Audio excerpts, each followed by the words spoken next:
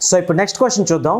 2k plus 5 into x plus 5k minus 1 into y plus k minus 7 equal to 0 సరళ రేఖలు alpha beta గుండా పోతే alpha beta విలువ ఎంత అన్నాడు. ఇక్కడ చూస్తే ఒక ఈక్వేషన్ లాగా కనిపిస్తుంది, కానీ సరళ రేఖలు అన్నాడని అనుకుంటున్నారా? అదే కొంచెం జాగ్రత్త చూసుకోండి.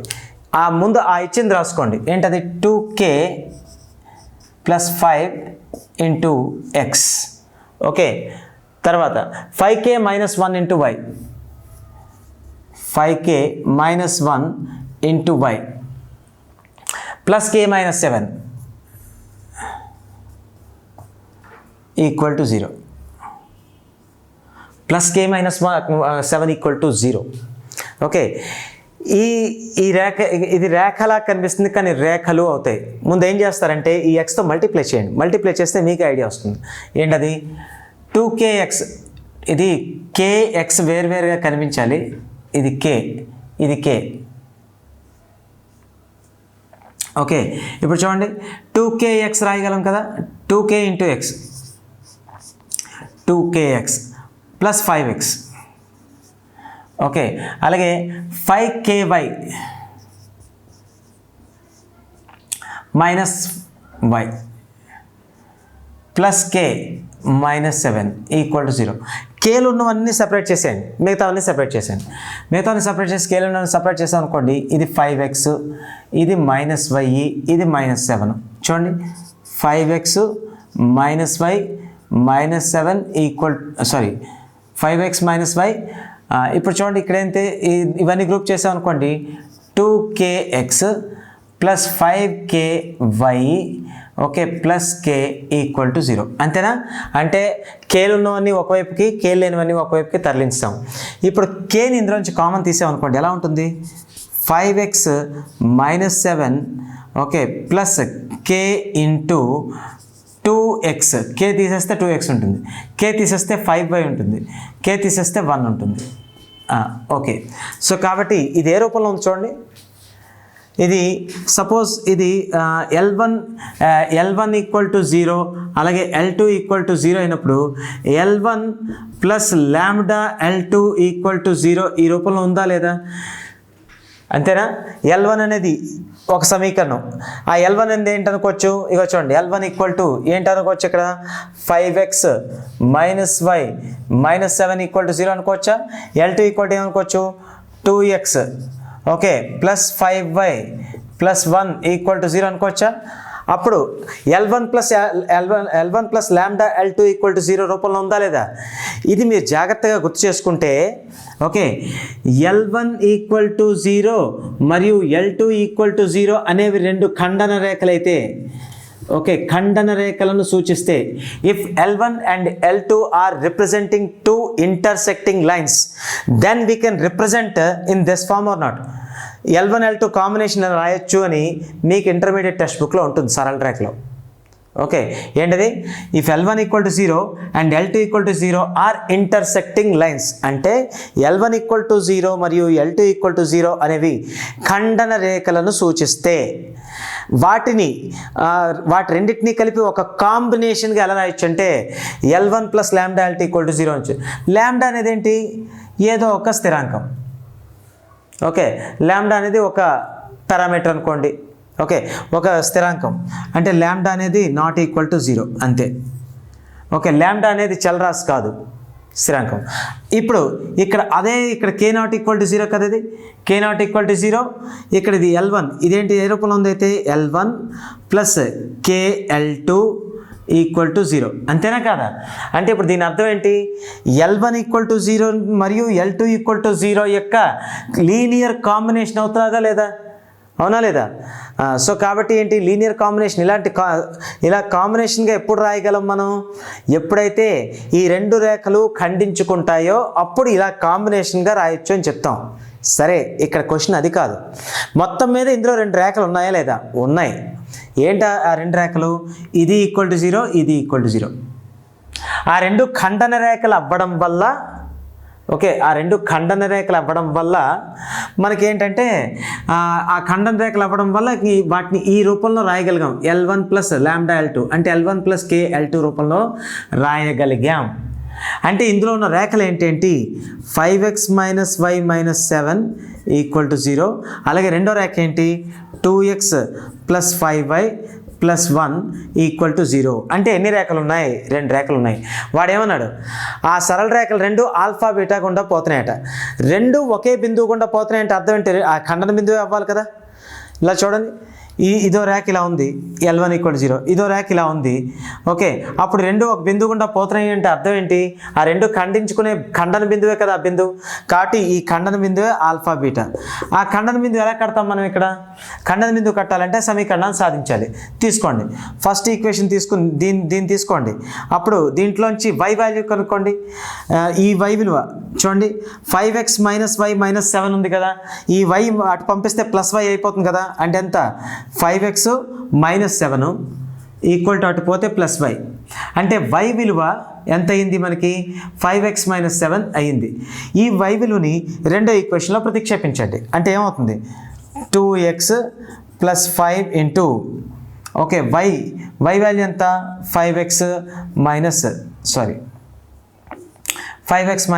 7. Okay, 5 into y plus 1 equal to 0. So simplify చేయండి. 2x plus 5 into 5 25x, 5 into 7 minus 35 plus 1 equal to 0. ఇక్కడ చూడండి, 2x ప్లస్ 25x అంటే ఎంత? 27x. ఇక్కడ minus 35 plus 1 minus 34 is equal to 0. X value ఎంత అవుతుంది? మైనస్ 34 అటు పోతే ప్లస్ 34 అవుతుంది బై 27. ఓకే, ఎక్స్ వాల్యూ ఎంత? 34 by X equal to 34/27. Okay, అయితే ఎక్స్ ఈక్వల్ టు 34/27 ఎక్స్ నిరూపకాలు ఎన్ని ఉన్నాయి? 2 ఆప్షన్లు ఉన్నాయి. కాబట్టి y కూడా కడదాం. అప్పుడు y వాల్యూ ఎంత వస్తుంది మనకి? y వాల్యూ ఎంత వస్తుంది? y equal to 5x minus 7 కదా. So y is equal to 5x. x value ఎంత? 5 ఇంటూ 34/27 అయినా 34/27 మైనస్ 7 అంతేనా? చూడండి, y equal to 5x minus 7లో x వాల్యూ పెట్టేసాం. ఓకే, పెట్టేస్తే ఇప్పుడు 34 ఇంటూ 5 కదా. ఓకే, 34 5s ఎంత అవుతుంది? 30 5s 150, 4 5s 20 అంటే 170 కదా. 170/27 మైనస్ 7. ఎల్సిఎం తీసుకుంటే ఎంత అవుతుంది? 27 7s 140, 7 7s 49 అంటే 189. అంటే ఇది మల్టిప్లై చేస్తే 189 అవుతుంది. అంటే ఇప్పుడు దీన్ని ఇక్కడ పక్కన రఫ్లో రాసేస్తున్నాను, ఫాస్ట్ చెప్తాను చూడండి. 170 మైనస్ ఎంత? 27 7s 189 కదా. 189 పెద్దది కాబట్టి నెగిటివ్ వాల్యూ వస్తుంది బై 27. ఓకే, ఎంత మైనస్ అవుతుంది? మైనస్ 19 మైనస్ 19/27 కదా. సో y వాల్యూ ఎంత అవుతుంది? మైనస్ 19/27. ఓకే, సో కాబట్టి ఇక్కడ మనకి ఈ ఎక్స్ వై ఎంత అవుతున్నది మనకి? ఇక్కడ ఎక్స్ వై తలకు వాల్యూస్ ఎంత అంటే 34 ఓకే బై 27 కామా మైనస్ 19/27. ఇది minus 19. Okay, minus 19. Okay, minus 19/27. So మనకేమన్నాడు వాడు? ఇది వీటి రెండింటిని సాధిస్తే వచ్చింది ఖండన బిందువే కదా. అయితే వాడు ఆ ఖండన బిందువుని ఆల్ఫా బీటా అన్నాడు. So this equal to alpha beta. అంటే ఆల్ఫా బీటా బిందు వాల్యూ ఎంత అయింది? ఖండన బిందువు. అది ఖండన బిందు వాల్యూ ఎంత? 34/27 మైనస్ 19/27. సో ఇది మనకి ఎన్నో ఆప్షన్ అవుతుంది? 34/27 మైనస్ 19/27 అంటే థర్డ్ ఆప్షనే కదా. సో కాబట్టి ఆన్సర్ థర్డ్ ఆప్షన్.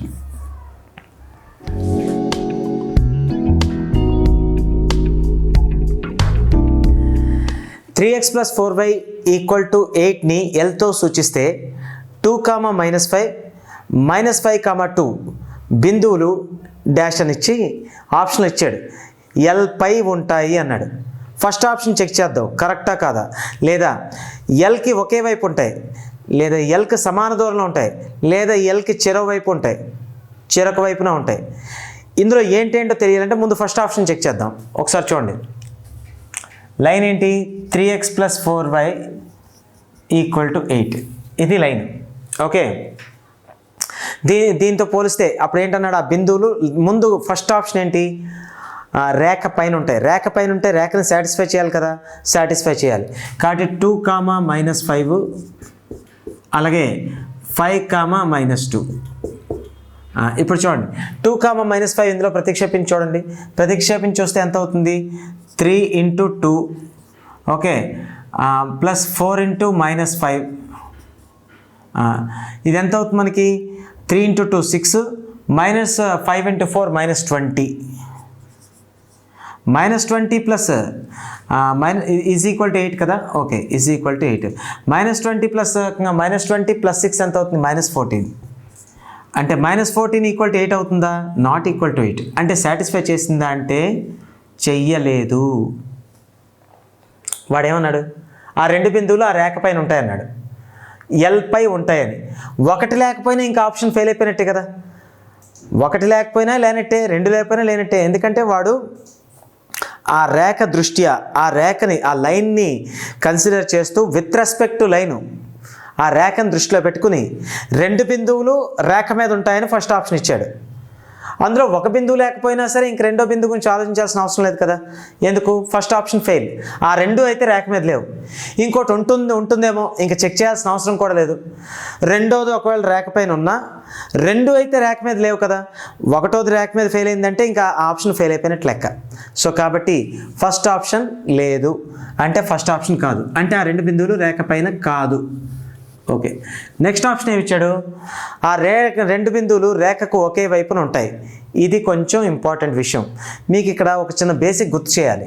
ఏంటా బేసిక్ అంటే చూడండి, AX + BY + C = 0 అనే రేఖ, ఓకే = 0 అనే రేఖ, లేదా దీన్ని L = 0 అని పెట్టామనుకోండి, L = AX + BY Rekha. Okay, రెండు బిందువులు x1 y1 x2 y2 లను కలిపే రేఖని m:n నిష్పత్తిలో అంతరంగా కానీ బాహ్యంగా అయితే ఏంటి, ఒక పక్క వచ్చేస్తాయి. ఈ రేఖ దీన్ని బాహ్యంగా ఖండిస్తుంది అంటే అర్థం ఏంటి, ఈ రెండింటిని కలిపే రేఖని బాహ్యంగా ఖండిస్తుంది అంటే అర్థం ఏంటి, ఈ బిందువు ఇటుపక్క వచ్చేస్తే ఈ రేఖ బాహ్యం అయిపోతుంది కదా, బాహ్యంగా లేదా అంతరంగా ఎలాగైతే అలాగా. మీకు అది చెప్పేటప్పుడు ఒకటి చెప్పాను నేను ఆ కాన్సెప్ట్లో, ఏంటది, ఇది ఏ నిష్పత్తిలో ఖండిస్తుంది అని అడిగితే, ఓకే సో ఆ నిష్పత్తి m:n అంటే m:n ఓకే -L11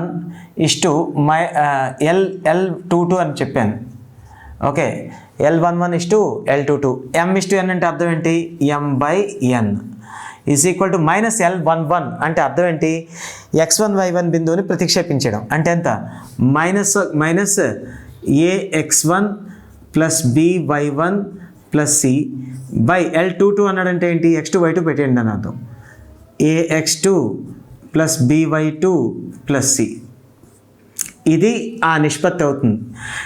ఓకే, ఇంకా నేను అక్కడ ఇంకొకటి కూడా చెప్పాను, ఏంటని, ఈ నిష్పత్తి అంటే ఈ L11 L22 కదా ఇది. ఓకే, ఈ -L11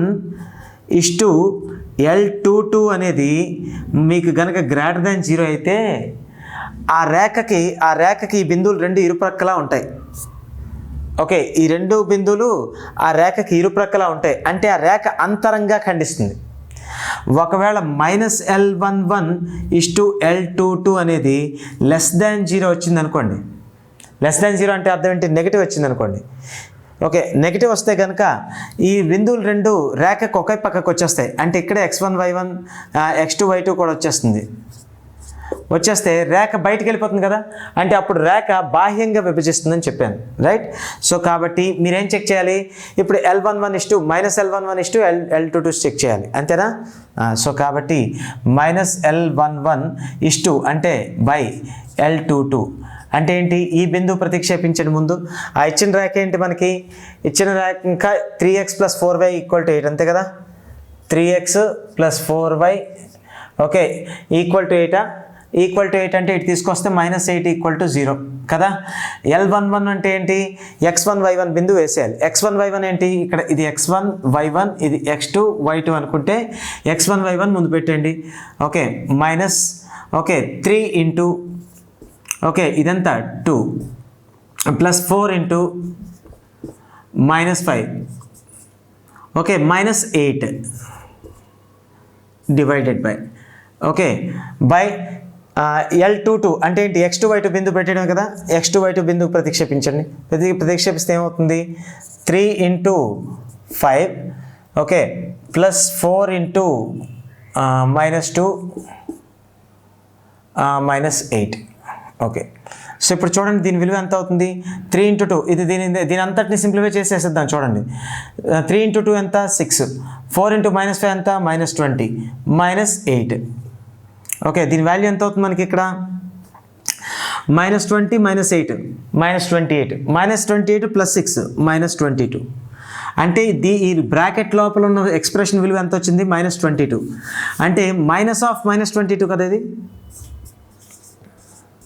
-22 అంటే +22 వేసేద్దామా +22 బై ఇది 3 ఇంటూ 5 ఎంత 15 4 ఇంటూ -2 ఎంత -8 -8 -8 ఎంత -16 -16ను +15 -1 అంటే ఇది ఈక్వల్ టు ఎంత ఏంది -22 అంటే L11 -22 అంటే <0 అయినా అంటే రుణాత్మక సంఖ్య కదా వచ్చింది -22 అంటే <0 0 అంటే అర్థం ఏంటి -L11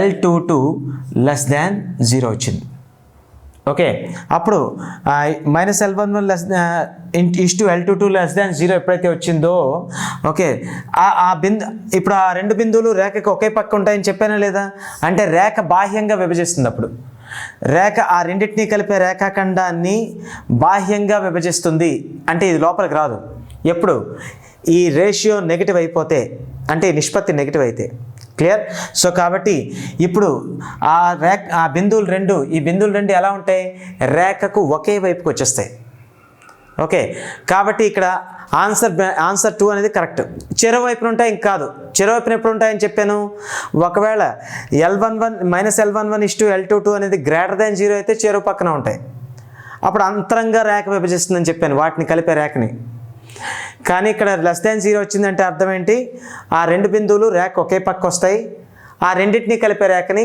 ఈ ఇచ్చిన రేఖ అనేది బాహ్యంగా విభజిస్తుంది అని చెప్పాం ఓకే ఇక సమాన దూరంలో ఉంటాయా లేదా అనేది అది సెకండరీ ఇక్కడ మనకి ఏంటంటే ఈ ఆన్సర్ అనేది సెకండ్ ఆప్షన్ సరిపోయింది సో కాబట్టి రెండు ఒకే పక్కకు వచ్చేస్తాయి ఓకే అంటే రెండు బిందువులు రేఖకు ఒకే పక్కన ఉంటాయి ఈ మాదిరిగా x2 y2 ఇలా వచ్చేస్తాయి ఆ x2 y2 అంటే అక్కడ ఏంటంటే బిందువు 5 -2 అలాగే ఇదంతా -2 5 ఈ రెండు ఒకే వైపుకి వచ్చేస్తాయి క్లియర్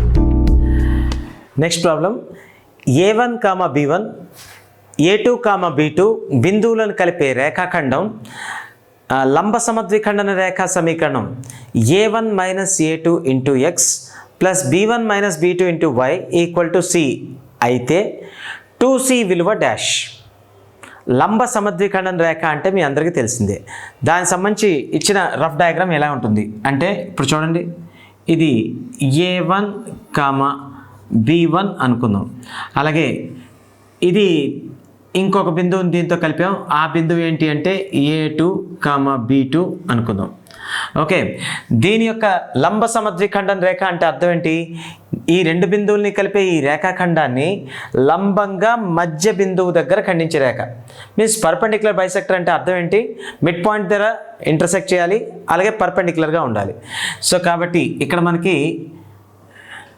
ఇలా ఉంటుందా లేదా ఆ రేఖ అనేది ఇక చూడండి ఇది లంబంగా ఉంటుంది మరియు సమద్విఖండనం చేస్తుంది ఈ లంబంగా ఉంటూ సమద్విఖండనం చేసే ఈ రేఖ యొక్క సమీకరణం వాడు ఏమి ఇచ్చాడంటే okay A1 - A2 into x plus B1 - B2 into y is equal to C అయితే వాడు 2C యొక్క విలువ అడిగాడు అంతేనా సో ఇప్పుడు మనందరికీ తెలియాల్సిన అతి కామన్ సెన్స్ ఏంటి అంటే ఓకే ఇది ఈ రెండు బిందువుల్ని కలిపేదానికి ఇచ్చిన రేఖ అనేది మనకి ఏంటైందంటే లంబ సమద్విఖండన రేఖ అయింది, పర్పెండిక్యులర్ బైసెక్టర్. అంటే ఈ లంబ సమద్విఖండన రేఖ ఈ రెండు బిందువుల్ని కలిపే రేఖని మధ్య బిందువు వద్ద ఖండించిందా లేదా? మధ్య బిందువు వద్ద ఖండించింది కదా. అంటే మధ్య బిందువు అనేది అంటే ఈ రెండు బిందువుల యొక్క మధ్య బిందువు ఈ లంబ సమద్విఖండన రేఖ మీద ఉండాలి కదా, ఉండాలి. సో కాబట్టి ప్రతిక్షేపించండి అంతే, అంతకంటే ఇంకేం లేదు. ప్రతిక్షేపించాలంటే మధ్య బిందు నిరూపకాలు కావాలి కదా. మధ్య బిందు నిరూపకాలు ఏమవుతాయి? x1 y1 మరియు x2 y2ల మధ్య కలిపే రేఖ యొక్క మధ్య బిందువు ఏంటవుతుంది చూడండి. ఇక్కడ నేను రాస్తున్నాను x1 y1 అలాగే x2 y2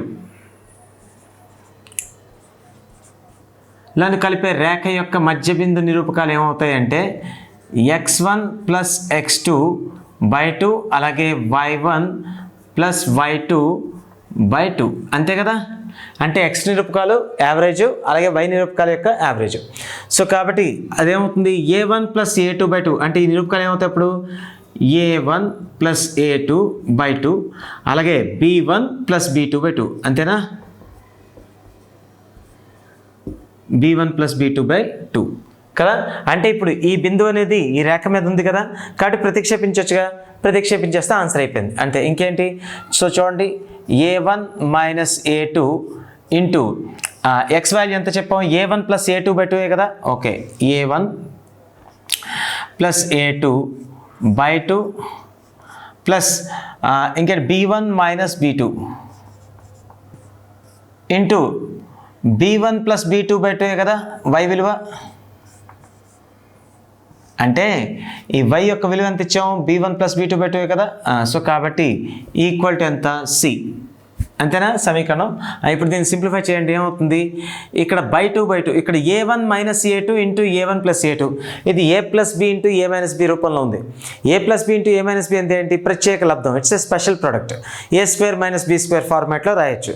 సో కాబట్టి ఇది a1 plus a2 into a1 minus a2 అంటే ఎంత, a1 square minus a2 square okay by2 కదా.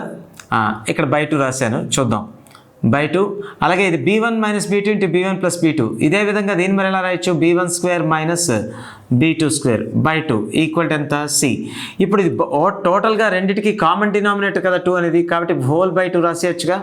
హోల్ బై 2 రాసామంటే ఇక్కడ డినామినేటర్లో ఉన్నది ఇటు పోతే న్యూమరేటర్లో పోతుంది కదా. సో కాబట్టి ఈ 2ని అటు పట్టుకెళ్తే ఇంటూ సి అయిపోతుంది, అంటే ఎంత ఈక్వల్ టు 2c అవుతుంది. అవుతుందా లేదా. సో కాబట్టి 2c యొక్క విలువ మనకి ఎంత వచ్చినట్టయితే a1 square plus b1 square minus a2 square minus b2 square. Okay, so కాబట్టి ఇదే కదా మనకు అడిగాడు, 2c యొక్క విలువ కదా అడిగాడు. 2c యొక్క విలువ ఎంత అయింది, ఇంత అయింది. Okay, a1 square plus b1 square minus a2 square minus b2 square. Okay, minus a2 square minus b2 square. అంటే ఇప్పుడు మనకి ఇక్కడ ఆన్సర్ ఎంత అవుతుంది, a1 square minus a2 square plus b1 square minus b2 square. అంటే ఇక్కడ ఇది ఉన్న విధంగానే ఇచ్చేసాడు. సో ఏది ఏమైనా సరే ఆన్సర్ ఎన్నోది అయింది అయితే ఆప్షన్. ఓకే, లాస్ట్ ఆప్షన్ అంటే 4th ఆప్షన్ నెంబర్ 4 మన ఆన్సర్ అనమాట.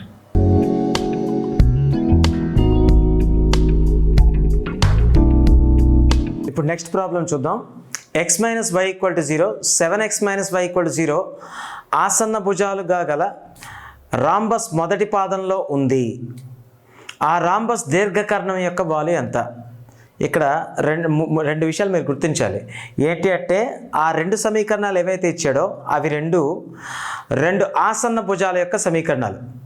ఓకే, ఫస్ట్ విషయం మనం గుర్తించాల్సింది ఏంటి, అవి రెండు ఆసన్న భుజాల యొక్క సమీకరణాలు. ఆసన్న భుజాలు అంటే పక్క భుజాలు, అడ్జసెంట్ సైడ్స్ ఆఫ్ రాంబస్.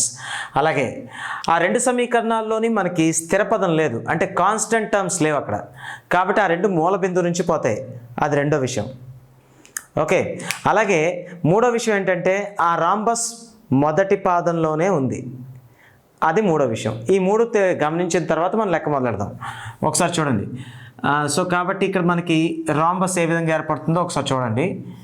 ఇది మనకి నిరూపకాక్షాలు అంటే కోఆర్డినేట్ యాక్సిస్. అయితే ఇందులో మొదటి సమీకరణం ఏంటో చూడండి. సమీకరణాలు ఏంటంటే ఇక్కడ x minus y is equal to 0, అలాగే 7x minus y is equal to 0. No doubt రెండు కూడా దేని నుంచి వెళ్తాయి మనకి, రెండు కూడా మూల బిందువు ద్వారానే వెళ్తాయి, ఎందుకంటే మనకి రెండిట్లో స్థిర పదాలు లేవు కాబట్టి. అయితే మనకి ఇక్కడ డయాగ్రామ్ అనేది రెఫరెన్స్ కావాలి కాబట్టి మనం డయాగ్రామ్ తీసుకోవాలి అంటే ఇక్కడ వైని అటు పట్టుకుపోయి అనుకోండి, x ఈక్వల్ టు వై కదా, అంటే y ఈక్వల్ టు ఎక్స్. అలాగే ఈ వైని ఇటు పట్టుకుపోయి అనుకోండి, 7x ఈక్వల్ టు ఏమవుతుంది ఇక్కడ మనకి y, అంటే 7x ఈక్వల్ టు వై అంటే y ఈక్వల్ టు 7x అని కదా అర్థం. Okay, y equal to 7x. వీటిని y ఈక్వల్ టు mx అనే రేఖతో కంపేర్ చేశారనుకోండి, m అనేది వాలే కదా, y ఈక్వల్ టు mx రూపంలో ఉన్న రేఖలు ఎప్పుడు మూల బిందువు గుండా పోతాయి, m వాలు కలిగి ఉంటాయి. Means with m slope it passes through origin. Okay, so కాబట్టి m అనేది స్లోప్ అవుతుంది. ఇక్కడ m అనేది ఏంటి 7, ఇక్కడ m అనేది ఎంత 1, అంతేనా. సో కాబట్టి 1 వాల్ ఉందంటే ఇది తక్కువ వాల్, 7 వాల్ ఉందంటే అది ఎక్కువ వాల్. సో కాబట్టి 1 వాల్ గల రేఖ కొంచెం దిగువగా ఇలా వస్తే, ఓకే 7 వాల్ గల రేఖ అంటే 7 తాలూకా కోణం కూడా ఎక్కువ ఉంటుంది, అంటే పైకి ఇలా వస్తుంది. క్లియర్. సో కాబట్టి ఇది మనకి ఫస్ట్ క్లారిటీ. దీని తర్వాత ఈ రెండు ఆసన భుజాలను సూచిస్తున్నాయి కదా, వాటి సమీకరణాలు ఇక్కడ రిప్రజెంట్ చేద్దామా. ఏంటది, x minus y equal to 0, అలాగే ఇదేంటిది 7x minus y equal to 0, అంతేగా 7x minus y equal to 0 ఆ రెండింటిని సూచించింది. ఈ రెండు ఆసన భుజాలు అయ్యాయి, అంటే రెండు అడ్జసెంట్ సైడ్స్. మరి మిగిలిన రెండు ఆసన భుజాలు ఏ విధంగా ఉండొచ్చు, ఈ విధంగా ఉండొచ్చా లేదా, ఈ విధంగా ఉంటాయి. క్లియర్. సో కాబట్టి ఇవి రెండు ఆసన భుజాలు అయ్యాయి. ఇక్కడ వరకు ఒక క్లారిటీ వచ్చింది. ఇందులో మనకి ఏంటంటే గుర్తుండాలి, ఇవి రెండు మూల బిందువు గుండా పోయి రేఖ సమీకరణాలు. ఇది మనం ఇక్కడతో ఆపేయాలని ఆపేసాం. ఇగో ఈ విధంగా వెళ్తాయి లేదా ఇవి, ఇది మూల బిందువు గుండా పోతాయి. కాకపోతే ఇక్కడ రాంబస్ అనేది మొదటి పాదంలో ఫామ్ అయిపోయింది. మొదటి పాదంలో రాంబస్ ఉంది, ఈ రెండు సమీకరణాలు మూల బిందువు గుండా పోతున్నాయి. ఓకే, సో ఇంకా ఏంటి అంటే వీటి వాల్ని గమనించిన తర్వాత ఇది ఫిగర్ ఇలా అయింది. ఓకే, ఇప్పుడు దీనికి ఎన్ని కర్ణాలు ఉంటాయి, రెండు కర్ణాలే కదా. ఆ రెండు కర్ణాలకి ఉండే లక్షణాలు ఏంటంటో ముందు ఒకసారి డీటెయిల్స్ చూసుకోండి. ఈ లక్షణాలు నేను మీకు ఇప్పుడు ఇంత వివరంగా చెప్పిన తర్వాత నెక్స్ట్ ఏ ప్రాబ్లమ్స్ వచ్చినా మీరు ఇంత ఆలోచించక్కర్లేదు, ఫాస్ట్గా చేయొచ్చు. ఇప్పుడు ఒకసారి చూడండి, దీంట్లో కర్ణాలు ఏంటి అవుతాయి చూడండి. ఇగో ఇదొక కర్ణం, అలాగే ఇదొక కర్ణం, ఇలా అవుతాయి లేదా. కొంచెం చూడండి, ఈ విధంగా కర్ణాలు ఉంటాయి లేదా. These are the diagonals.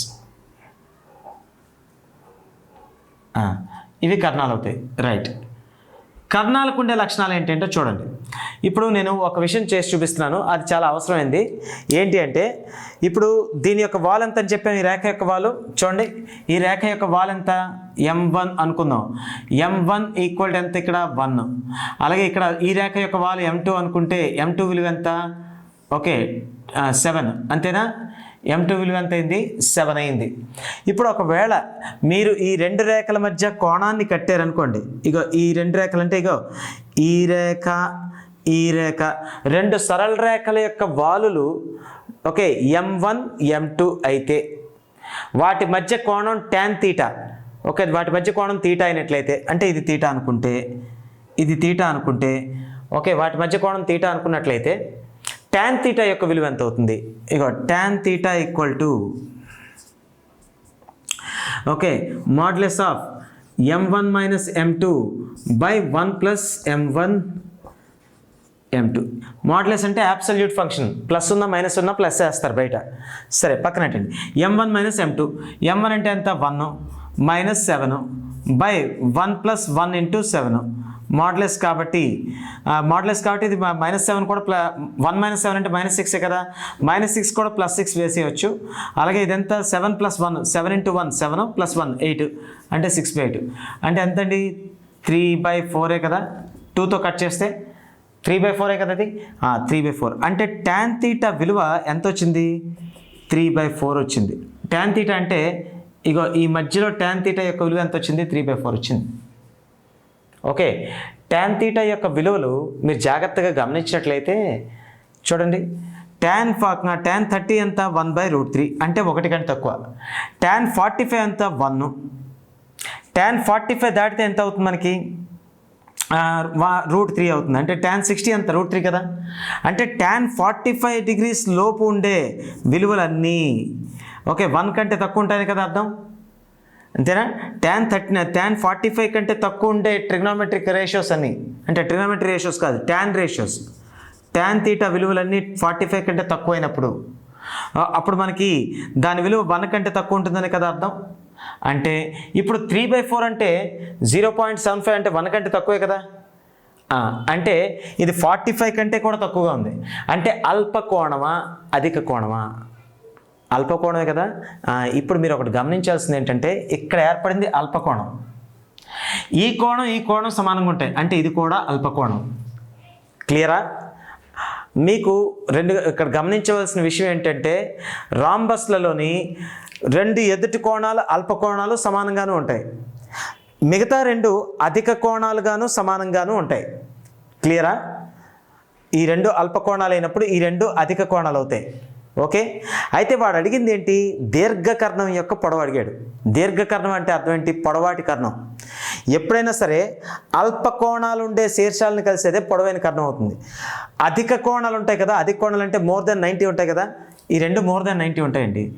ఈ మోర్ దెన్ 90 ఉండే కోణాలని, ఓకే, మోర్ దెన్ 90 ఉండే కోణాలను ఏవైతే కలుస్తాయో, ఓకే, కోణాలు గల శీర్షాల ద్వారా ఏదైతే గీస్తామో ఈ కర్ణాలు అనేవి ఖచ్చితంగా ఈ అల్పకోణాలు కలిగిన శీర్షాలను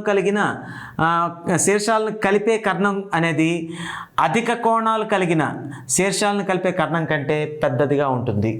క్లియర్? అంటే దీర్ఘకర్ణం ఖచ్చితంగా ఇదే అవ్వాలి కదా. ఎందుకు దీర్ఘకర్ణం ఇదే అవ్వాలి?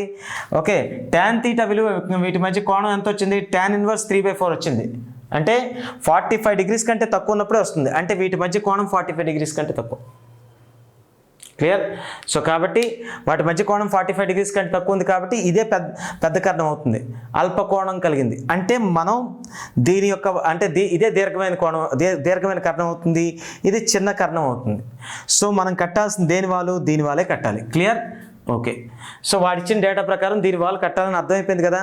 ఓకే, నెక్స్ట్ ఇప్పుడు చూడండి, ఇక్కడ అసలైన విషయం ఇంకోటి ఉంది. ఏంటి అంటే ఇప్పుడు దీనిలో మీరు నెక్స్ట్ గమనించవలసింది ఏంటి అంటే రాంబస్లో కర్ణాలు అనేవి కోణ సమద్విఖండన రేఖలుగా పనిచేస్తాయి. అంటే in rhombus diagonals are angular bisectors. అంటే ఇక ఇది రాంబస్ అనుకోండి, ఇది రాంబస్ అనుకుంటే ఈ కర్ణం ఏం చేస్తుంది? ఈ కోణాన్ని సమద్విఖండనం చేస్తుంది, మీన్స్ యాంగిల్ని బైసెక్ట్ చేస్తాయి. అలాగే ఈ కోణాన్ని ఈ 2 కోణాలని కర్ణం సమద్విఖండనం చేస్తుంది. క్లియర్? సో కాబట్టి ఇప్పుడు మీకు అర్థం అవ్వాల్సిన విషయం ఏంటంటే మనం కట్టాల్సిన కర్ణం ఇదే అని తేలిపోయింది. ఈ కర్ణం ఓకే ఈ కోణానికి కోణ సమద్విఖండన రేఖగా పనిచేస్తుందని తేలిపోయింది. అంటే ఇంక ఈ కర్ణం గురించి అనవసరం కదా, వదిలేండి. ఇప్పుడు ఈ కర్ణం కట్టాలి అంటే మళ్ళీ మీకు ఇంకోటి ఏం చెప్పాను? రాంబస్లో కర్ణాలు అనేవి భుజాల యొక్క కోణ సమద్విఖండన రేఖలా పనిచేస్తాయి. ఇగో కోణ సమద్విఖండన.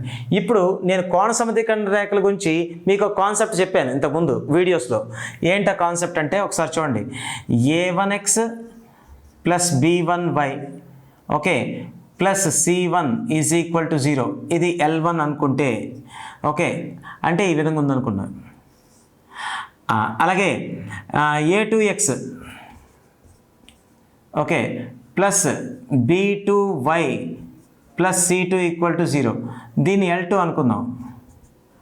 ఇలాగా ఇది L1 = 0, ఇది L2 = 0 అయినప్పుడు దీని కోణ సమద్విఖండన రేఖకి ఓకే దీని కోణ సమద్విఖండన రేఖ ఏదైతే ఉందో దాని సమీకరణం ఏంటవుతుంది అంటే చూడండి, దాని సమీకరణం a1x + b1y + c1 √a1² + b1² = ± a2x + b2y + c2 √a2² + b2². Okay, ఇది ఈ రెండు రేఖల మధ్య కోణ సమద్విఖండన రేఖకి సమీకరణం. ఓకే, ± అంటే అర్థం ఏంటి చెప్పండి? ఇక చూడండి, ± అంటే ప్లస్తో ఒకటి వస్తుంది, ఇది = దిస్. ప్లస్ అంటే ఇగో ఇది వచ్చింది అనుకోండి. మరి మైనస్ అంటే మైనస్తో కూడా తీసుకుంటాం కదా, మైనస్తో వచ్చేది ఏంటి తీసుకుంటాం? ఇగో ఇంకొక ఈ రెండింటికి ఇగో ఇది ఒక కోణ సమద్విఖండన రేఖ అయితే మరి ఇటువైపు ఒక కోణం ఉంది కదా, ఈ కోణానికి కూడా సమద్విఖండన రేఖ ఉండాలా లేదా? ఆ మైనస్తో వచ్చేది ఇంకోవైపు చూపిస్తుంది అనమాట. క్లియర్? సో ఇదేంటి అంటే మీకు కోణ సముద్రీకరణ రేఖకి సంబంధించి నేను ఇంతకుముందు చెప్పిన బేసిక్, దాన్ని వాడుకోండి. ఇప్పుడు దాన్ని వాడుకోవాలంటే ఈ రెండు రేఖలకి సంబంధించిన కోణ సముద్రీకరణ రేఖ ఎలా వస్తుంది? ఇది a1x + b1y, ఇది a2x + b2y = 0 అనుకున్నట్లయితే కోణ ఏంటంటే ఆ రేఖలు చూడండి, 7x - y = 0, ఇంకోటి ఏంటి x - y = 0. వీటికి గల కోణ సముద్రీకరణ రేఖ ఏ రూపంలో ఉంటుంది? 7x - y by √a² + b². చూడండి, a1² + b1² అంటే ఏంటి? x గుణకం y గుణకమే కదా. ఇక్కడ x గుణకం ఎంత? x కోఎఫిషియంట్ ఎంత? 7². y కోఎఫిషియంట్ ఎంత? -1² ఓకే. ఇగో ఇక్కడ మళ్ళీ ఏంటి? Plus are minus okay. a2x అంటే ఇదంతా x, a2x + b2y + c2 అంటే ఇదే ఎక్స్ప్రెషన్, అంటే x - y by √a2² b2². a2 అంటే x గుణకం, b2 అంటే y గుణకం. ఇక్కడ x గుణకం ఎంత? 1² ఓకే, ప్లస్ y గుణకం -1² ఓకే. దీన్ని సింప్లిఫై చేసామనుకోండి, 7² అంటే ఎంత? 49, -1² అన్నా 1² అన్నా 1 అంటే ఎంత అవుతుంది? +1 అంటే √50 కదా ఇది. √50ని ఏ విధంగా రాయగలం? √25 × 2గా రాయొచ్చా లేదా? సో 25ని బయటికి తీసేసాం అనుకోండి, 5√2 అవుతుందా లేదా? సో దీని వాల్యూ ఎంత అవుతుంది? Denominator 5√2 okay. అలాగే ఇక్కడ చూడండి, √1² + -1² 1² అంటే 2, సారీ 1² అంటే 1, -1² అంటే మళ్ళీ 1, 1 + 1 ఎంత? 2 అంటే రూట్లో 2 వస్తుంది. సో దీన్ని సింప్లిఫై చేస్తే 7x - y బై ఇదంతా 5√2 = +or- ఓకే. ఎంత అయింది మనకి? x - y by √2. √2 డినామినేటర్లో క్యాన్సిల్ చేసేయచ్చు కదా, రెండు పక్కల క్యాన్సిల్ చేసేయచ్చు. ఈ 5 నెట్ పంపించామనుకోండి, 7x - y = +or- okay. 5 × x 5x -5 × y -5y. ఇప్పుడు ఈ ఎన్ని సమీకరణాలు వస్తాయి? 2 సమీకరణాలు వస్తాయి. ఏంటంటే ఆ 2 సమీకరణాలు అంటే 7x - y okay +5x - 5y +5x - 5y అంతేనా? ప్లస్సే కాబట్టి మీరు ఏం వేయాల్సిన అవసరం లేదు, తీసేయచ్చు. ఆర్ లేదా ఇంకొక ఈక్వేషన్ ఏంటి వస్తుంది మనకి? 7x - y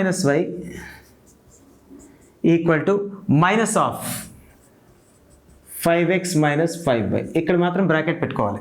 సరే, ఇప్పుడు ఏమైంది? ఇగో 7x, ఈ 5x ఇటు తీసుకొస్తే 2x అవుతుందా లేదా?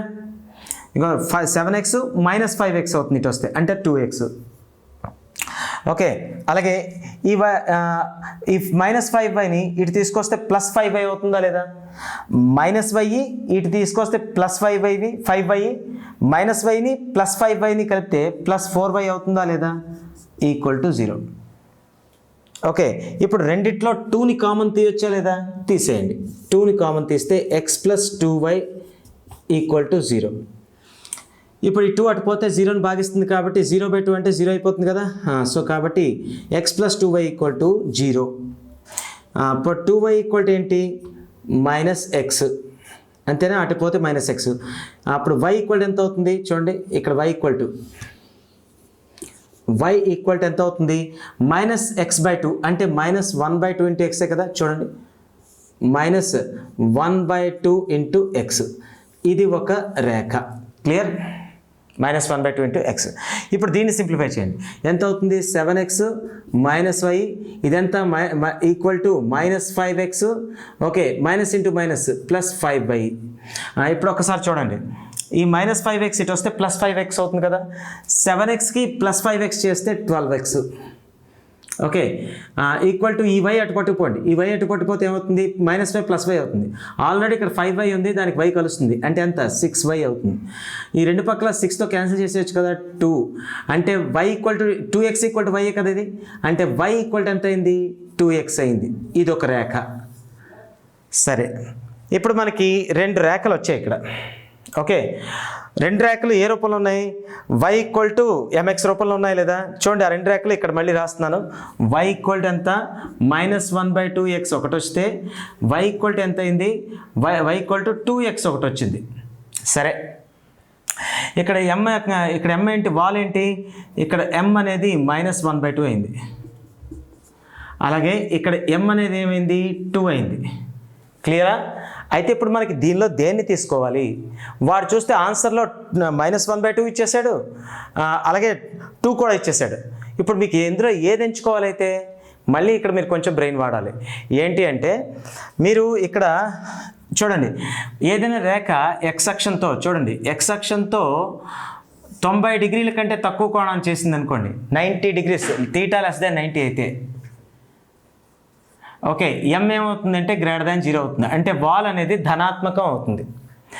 ఒకవేళ ఒక రేఖ అనేది θ అంటే θ అనేది θ 90 అంటే ఎక్స్ అక్షంతో ధన దిశలో 90 డిగ్రీల కంటే ఎక్కువ కోణం చేసింది అనుకోండి, దాని వాల్ ఏమవుతుందంటే <0 అవుతుంది, అంటే నెగిటివ్ అవుతుంది. అర్థమైందా లేదా?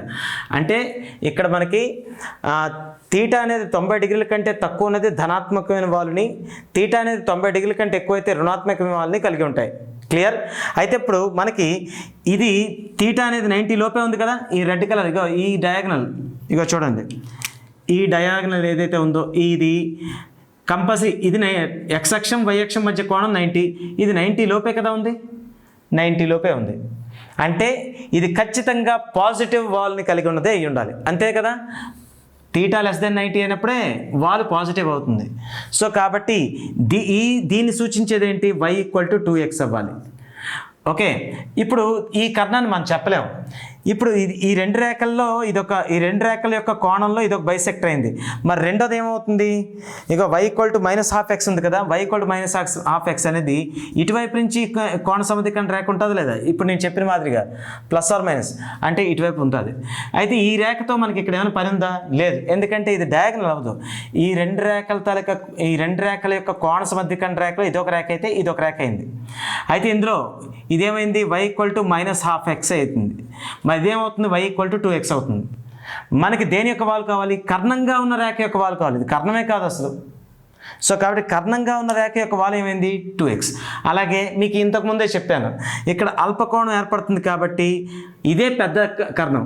ఈ పెద్ద కర్ణంలో ఈ పెద్ద కర్ణం యొక్క సమీకరణం ఏమొచ్చింది? అయితే y = 2x వచ్చినట్టే కదా.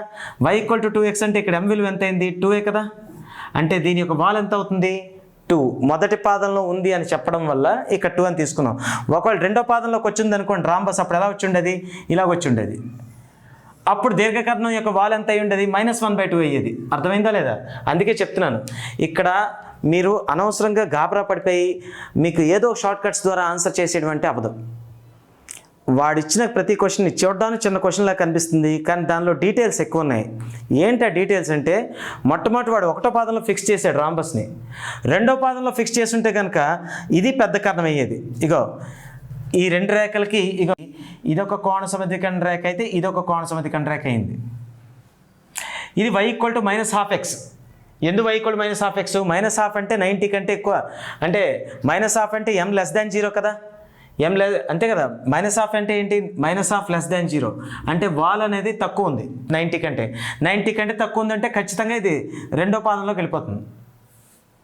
అంటే ఒకవేళ వాడు కనుక రాంబస్ కనుక సెకండ్ క్వాడ్రంట్లో ఉంది అని చెప్పుంటే ఓకే, మీకు ఇప్పుడు పెద్ద కర్ణం అంటే దీర్ఘకర్ణం యొక్క వాల్ ఎంత ఉండేది? -1/2 అయ్యింది. కానీ వాడు రాంబస్ని ఏ దాంట్లో ఫిక్స్ చేశాడు? ఫస్ట్ క్వాడ్రంట్ అంటే మొదటి పాదంలో ఫిక్స్ చేశాడు. దానివల్ల దాని యొక్క వాల్ ఎంత, దానిని సూచించే రేఖా సమీకరణం ఏమవుతుంది? y = 2x అవుతుంది. కాబట్టి రేఖ యొక్క వాల్ ఎంత అవ్వాలి? 2x. ఇదే కర్ణం పొడవాటి కర్ణం, ఇది పొట్టి కర్ణం. కారణం ఈ రెండింటి మధ్య tan θ కడితే tan θ 3/4 వచ్చింది, అంటే 1 కంటే తక్కువ వచ్చింది. 1 కంటే తక్కువ వచ్చిందంటే 45 కంటే తక్కువ ఉంది, అంటే 90 కంటే తక్కువ ఉన్నట్టే కదా. 90 కంటే తక్కువ ఉన్న కోణాలు ఏవైతే ఉంటాయో అంటే అల్ప కోణాలు కలిగిన శీర్షాలను కలిపే కర్ణమే పెద్దదవుతుంది. సో కాబట్టి ఇదే పెద్ద కర్ణం, దాని యొక్క వాల్ ఎంత? 2. సో కాబట్టి వాల్ 2 అవ్వాలి. అందులో ఆప్షన్ 2 ఎక్కడ ఇచ్చాడు? 1. కాబట్టి వాల్ 2 కలిగిన ఆప్షన్ 1 కాబట్టి ఆప్షన్ 1 మనకి ఇక్కడ ఆన్సర్.